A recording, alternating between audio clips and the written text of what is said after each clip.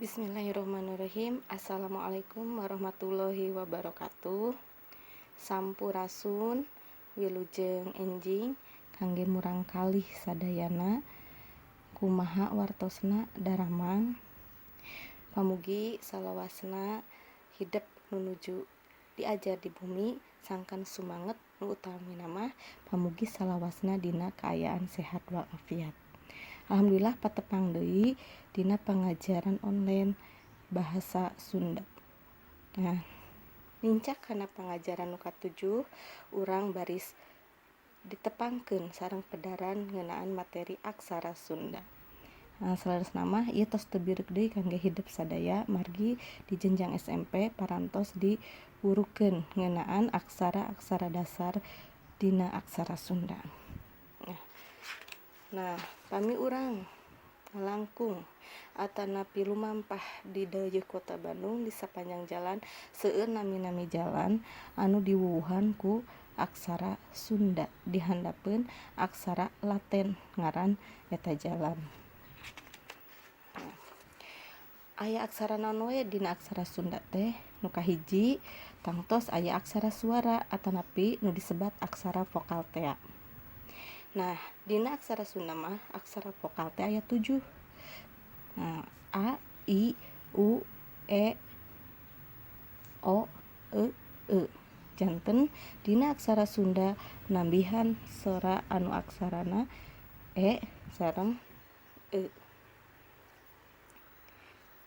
Nah, kade teu kenging paliron antawis E sareng E. E sareng E. Nu kadua angka. Omat pami urang bade nyeratkeun angka sangkan ngabentenkeun karakteristik angka anu sami sareng aksara ngalageuna atanapi konsonan dina nyeratkeun angka urang kedah ngagunakeun pangwuwuh garis 2 anu ngapit eta angka. Ieu angka dasar 0 1 2 3 4 5 6 7 8 9. Pami 10 kantun tambihkeun angka hiji sareng 0 sareng saterasna. Nu katilu aya aksara ngalageuna. Aksara ngalageuna anu biasa dianggo dina aksara Sunda nu sering dikocapkeun ku urang Sunda aya 18 aksara. Nah, 5 aksara mangrupa aksara serepan atanapi bahasa kosta tina bahasa asing. Ieu arang dianggo ku urang Sunda. Janten tina 23 aksara ngalageuna biasana ukur dianggo 18 aksara. Nah, ieu aksara ngalageuna. Omat ieu aksara sa misah. Kumargi ieu seratan dicitak dina komputer ngangge aksara anu ukuran alit janten katawisna nyambung. Tapi omat aksara sa kedah dipisah sapertos kieu. Bilih pagentos sareng sya. Teras nu kaopat aya rarangken. Rarangken ieu fungsina keur pananda sora dina vokalisasi anu jumlahna aya 13. Urang emut yen sadaya aksara ngalageuna atawa konsonan dina aksara Sunda sadayana ditungtungan ku sora A. Janten pami bade ngarobah sorana urang ngagunakeun rarangken. Kahiji panghulu ieu fungsina. Ngarobah sora A janten I. Disimpen dihiluhureun aksara K, G. Ieu disebatna pamepet sora E nu tanpa curek. Tina K janten ke. Ieu paneuleung ngarobah sora A janten E. Tina K janten ke. Nah, kitu deui aya panglayar. Nah, panglayar ieu keur nambahan sora R. contoh ka tambihan panglayar janten kar panyecek fungsina ke nambihan sora eng tina ka janten kang. Nah ieu aksara konsonan anu disimpena di handapeun aksara ngalagena. Sora a janten u panyuku kaku panyakra nambihan sora ra ka kra panyiku tina ka na ieu pikeun nambihan sora la janten ka. Tu deui aya paneleng tina sora a janten e. Simpena di payuneun aksara. Aya panolong ieu sami sareng e tapi perbentenana omat. Pami paneleng disimpen di payun aksara contrengna kapengker. Pami panolong disimpen di pengkereun aksara ngalagena contengna ka payun. Nah ieu omat teu kenging pacorok.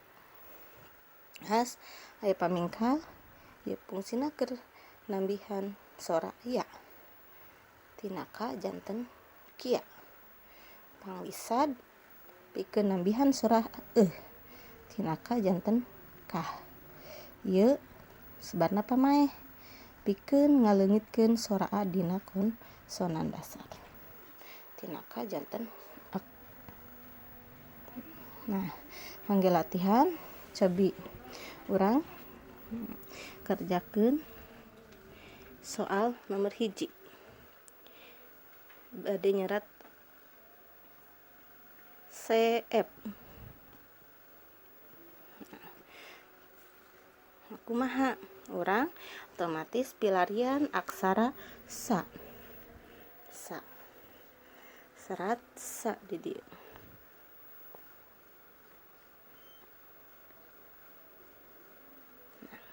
Teras aya sora e.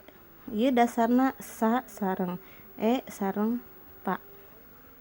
Tina sa janten se paneleng. Nah, janten nyeratna di payun centrengna kapengker se. Teras aya aksara e. Urang pilari dina konsonan dina vokal dasar margina ieu vokal mandiri mana e. Nah ieu berarti simpen di dieu e centreng se e dina pilarian aksara pa. Mana pa? Nah ieu pa aksara pa. Nah ieu di ausna masih se e pa. Kumaha hoyong pa na leungit sorana. Nah urang tingali aya pamaeh tandana dipengkereun aksara simpen di dieu janten CF. Nah kedua cobi urang nyerat kecap madya. Nah ieu gampil urang kahiji aya sora ma aya ed aya ya berarti urang milarian kecap aksara ma. Nah ieu ma serat ma teu kedah dirobah. Terus aya sora pilarian aksara da. Nah da.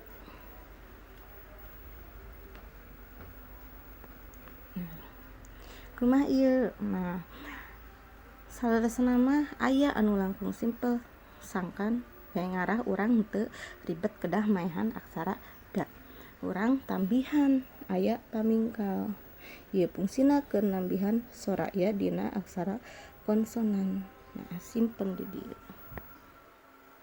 Nah janten tos kecap madya diserat dina aksara Sunda sapertos kitu.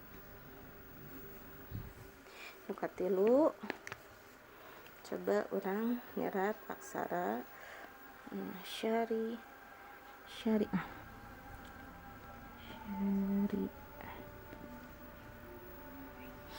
Aya aksara sa ya ri A pelarian aksara sa.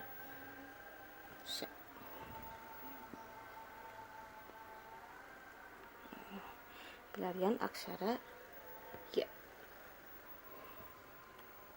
Sya. Pelarian aksara ra. Ra. Nah, tinara hayong janten ri. Nah, tingali aya panghulu. Fungsina ngarubah sora A janten I. Simpen di payun aksara ra di syari. Nah, ayeuna pelarian aksara A. Di mana? Ieu vokal mandiri aksara A. Serat di dieu syari A. Ayeuna aya aksara H. Ieu aksara H. Mana H? Nah, aksara H kumargi aya nu langkung simpel kangge nambihan aksara E. Ieu namina tanggung sad nambahan vokal A. Simpen di dieu. Nah, janten syariah diserat dina aksara Sunda janten laki. Nu kaopat.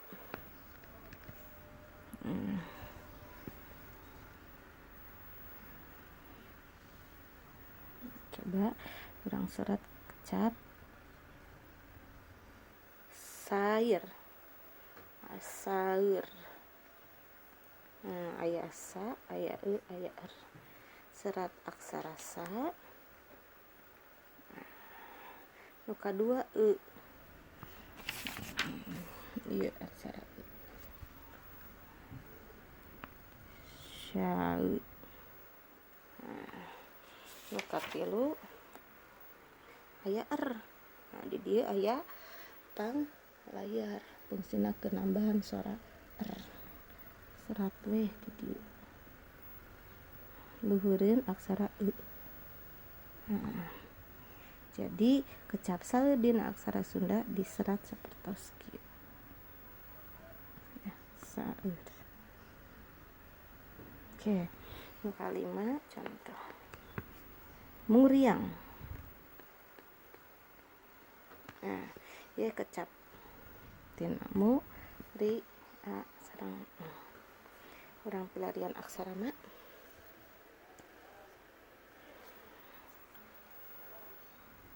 Serat di dieu kedah dirobah janten u. Gunakeun panyuku fungsina ngarobah A janten u. Serat di dieu. Mu teras aksara ra. Nah, mana aksara ra?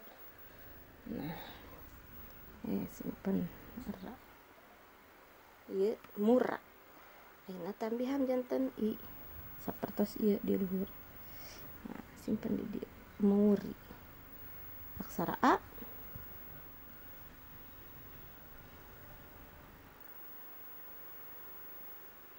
Nah, ini aksara A. Nah, muria. Nah, anggona aya sora panyecek. Fungsina nambihan sora simpen di dieu. Muriang.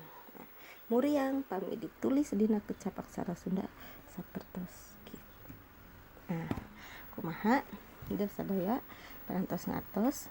Nah, pamugi hidup sadayana daria dina diajar aksara Sunda. Omat mangka tiasa margi ieu mangrupa aksara urang sadaya, mangrupa warisan budaya ti leluhur urang sadaya. Cag. Wassalamualaikum warahmatullahi wabarakatuh.